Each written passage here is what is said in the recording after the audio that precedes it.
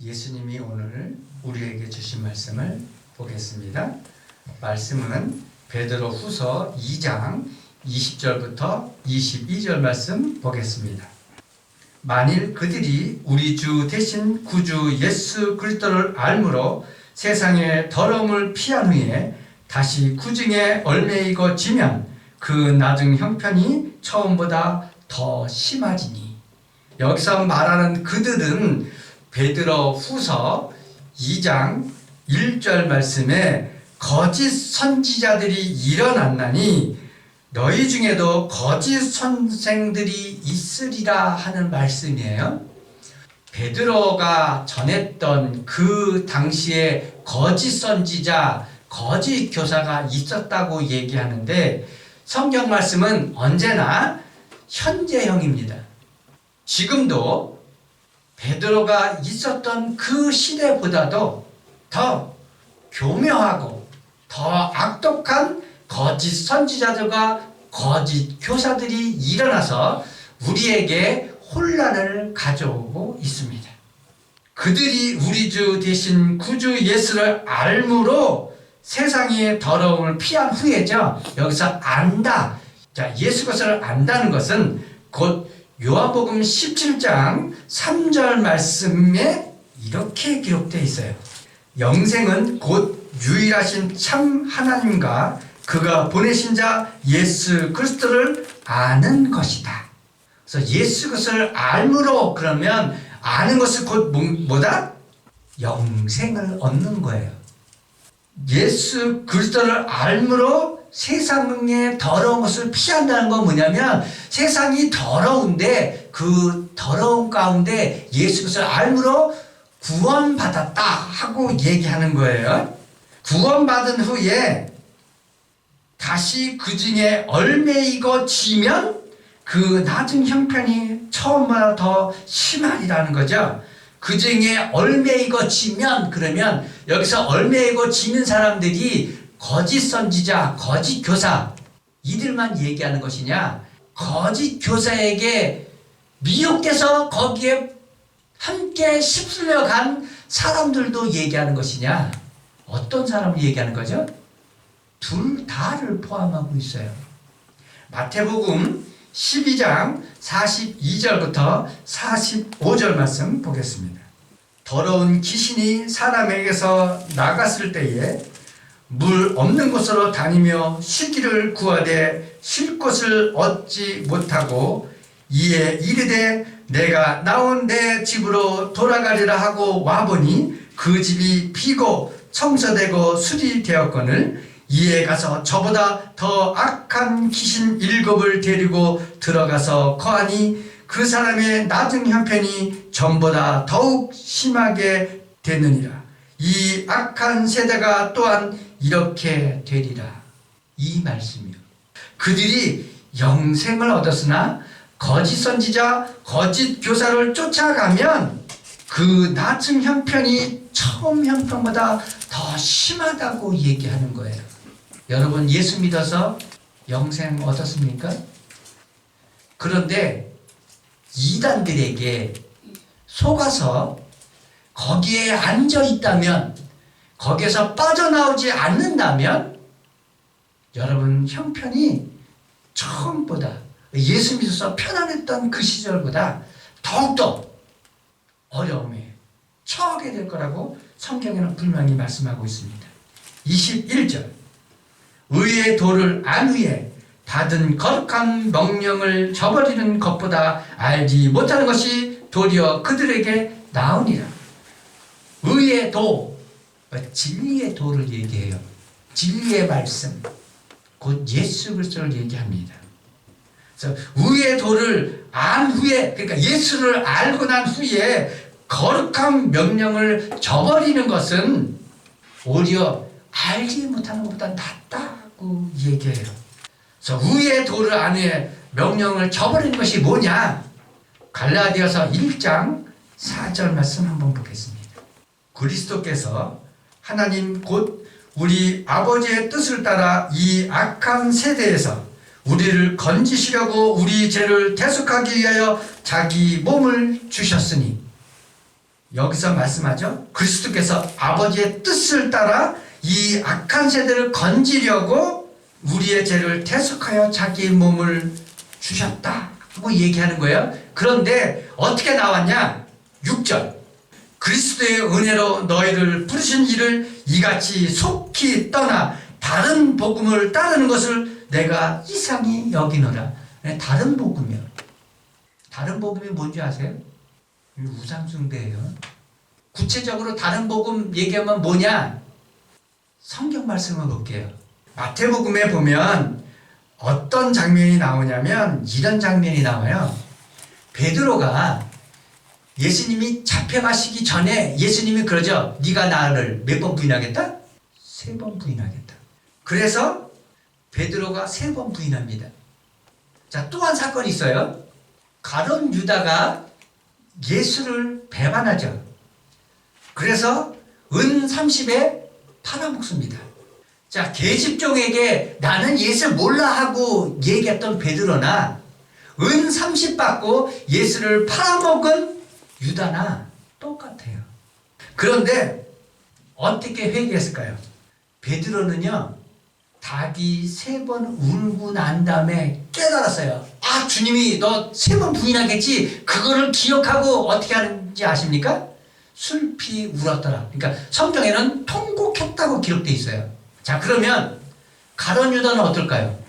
돈 30을 가지고 그 대제사장에게 찾아가요. 찾아가서 내가 잘못했다.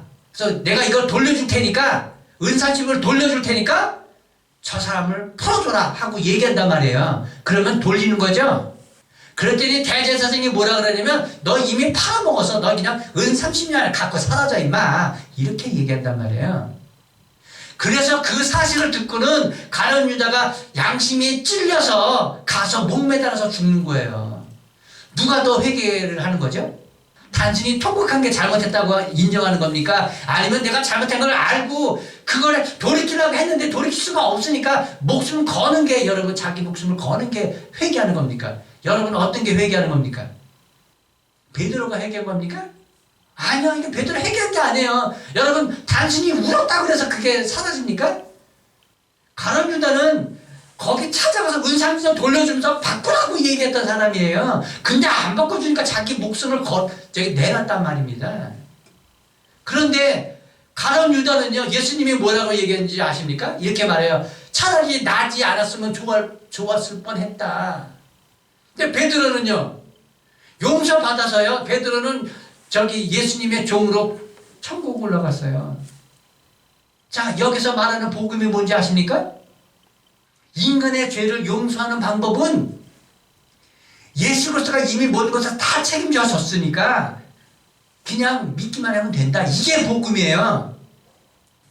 내가 양심의 찔림을 받아서 그 죄의 대가를 내가 물어야 된다고 하는 이 행위 구원이요. 이 행위 구원 받는 사람들은 어떻게 된다?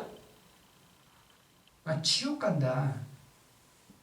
여기에 여러분 깊은 뜻이 있어요. 무슨 뜻이야? 저는 이 복음이 뭔지 아십니까? 오직 예수 그리스도를 믿어야 구원받는다는 거예요. 22절 참된 속됨에 이르기를 개가 그 토하였던 것에 돌아가고 돼지가 씻었다가 더러운 구덩이에 도로 누웠다 하는 말이 그들에게 응하였도다. 여기서 기억 이렇게 나오죠? 잠언 26장 11절 말씀이에요. 이것을 인용한 거예요. 개가 그 토한 것을 도로 먹는 것 같이 미라는 자는 그 미라는 것을 거듭 행하느니라. 근데 여기서 보면 참된 속담이라고 얘기하죠. 개가 먹었는데 그걸 토했다가 다시 먹는 것. 그런 것처럼 우리가 예수 그리스도를 알므로 구원받았는데 그것을 잊어버리고 다시 세상 것 교묘히 미혹돼서 행위구원 외치고 태양신 섬기고 그러면 우리가 예수를 알므로, 예수 알면 어떻게 된다고요? 더러움을 피한 후에잖아요. 그러면 우리가 예수 알면, 우리가 예수를 믿으면 우리가 어떻게 된다? 깨끗이 씻겨진다. 세마포 옷 입힌다. 그 옷을 입혔는데 거기다 대고 또 가서 세상에 섞여서 같이 뒹구면 어떻게 되죠? 하얀 옷을 입고 밖에 나가기만 하면 뭐예요? 내가 원하든 원하지 않든 하얀 옷은 때를 잘 타한다 이 말이에요. 이 베드로 후서 2장을 통해서 이 말씀을 왜 하냐? 오늘날 이 세상에 성경에는 거짓 교사, 거짓 선지자라고 얘기했지만 구체적으로 얘기하면 그 이단들이 너무나도 많아요. 교회가 다 교회가 아니에요. 성경 말씀 이거 여기 말씀에 나오죠. 갈라디아서에서 1장 말씀에 이렇게 되어 있어요. 9절부터 제가 말씀 보겠습니다. 우리가 전에 말하였거니와 내가 지금 다시 말하노니 만일 누구든지 너희가 받은 것 외에 다른 복음을 전하면 저주 받을지어다.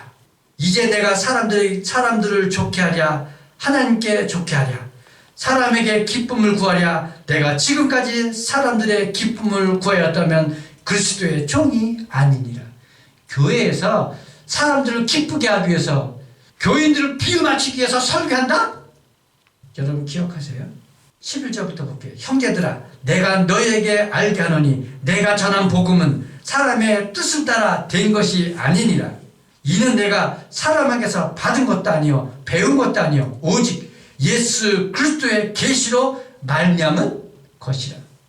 여러분 이런 소리 들어봤습니까? 그 목사들이요 교회를 부흥시키기 위해서 뭐 여러 가지 목적이 있겠지만 제가 하나만 얘기하는 거예요. 그 멘토를 잡아요. 예를 들면 그 여의도 순복음교회 조영기 목사. 그래서 조영기 목사 그 액션, 그 음성 똑같이 하는 사람들이 있어요. 멘토를 잡아서. 그런데 이것저것 떠나서 목사가 돼갖고 그 사람이 멘토가 될 수 있을까요? 성경에 이렇게 돼 있어요. 예수 그리스도의 계시다. 그러니까 예수 그리스도의 말씀 외에, 그러니까 예수 그리스도 외에 멘토는 없는 거예요. 그렇죠? 근데 멘토는 인간으로 삼는다? 여러분 멘토가 누굽니까? 여러분 아버지 아니면 무슨 교수 무슨 돈 많은 사람 뭐 이런 사람들입니까? 그 사람들을 여러분 멘토로 삼지 마세요. 여러분의 멘토는 예수 그리스도 한 분이십니다. 이렇게 교묘하게 여러분 속인다 이 말입니다. 세상 문화가 세상 역사가 우리를 하여금 예수 못 믿게 한다 이 말입니다. 여기서 얼매고 지는 게 아니라 뭐 해야 된다? 대적해야 된다. 그래서 우리의 싸움은 영적 싸움이에요. 누가 알아주지도 않아요. 아니 누가 알아주는 것도 아니고 사람들 전부 다 저자리가 옳다고 저기 가 있는데 나만 아니라고 여기 서 있어. 그래서 오히려 외롭고 독도예요. 외로운 독도처럼.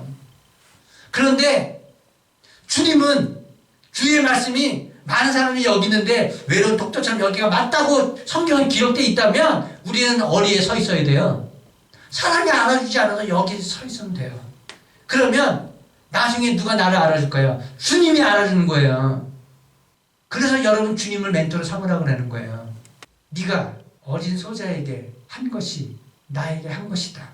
그러므로 너는 나와 함께 낙원에서 거하라. 주님 나는 왜 지옥으로 보냅니까? 내가 주의 일을 얼마나 많이 했는데요. 나는 너를 모른다. 왜 모르냐? 이 거짓고사 자기가 믿고 싶은 신 마치 가룟 유다처럼 그렇게 했기 때문에 오직 예수 그리스도의 방법 외에는 우리에게 구원이 없습니다. 그것을 오늘 이 베드로후서가 얘기하는 거예요. 그래서 베드로후서의 큰 틀이 뭐냐면 우리에게 환난, 혼란, 어려움이 있는데 그 중에서도 우리를 복음으로부터 미혹시키는 이것들로부터 믿음으로 견디고 믿음으로 대적하라. 그러면 승리의 멸관이 너에게 주어진다 하는 것이 베드로후서의 말씀입니다.